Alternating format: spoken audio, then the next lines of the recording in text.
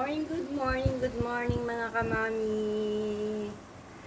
Sa mga wala pong budget dyan na gustong magnegosyo, ito po ang tamang-tama para sa ating mga walang gaanong pera.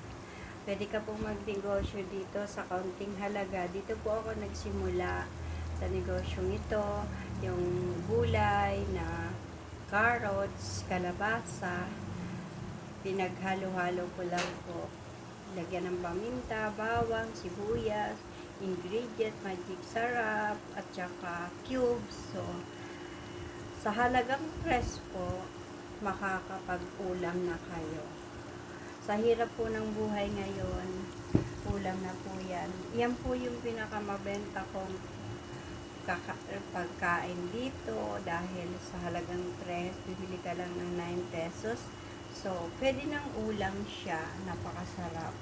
Sa mga gustong matikman ng aking luto, pumunta lang po sa aking sari-sari store na dito sa May Kamuning. God bless and thank you very much for support my video, everything. And thanks God. Everybody's happy and God bless to all. Thank you, Lord.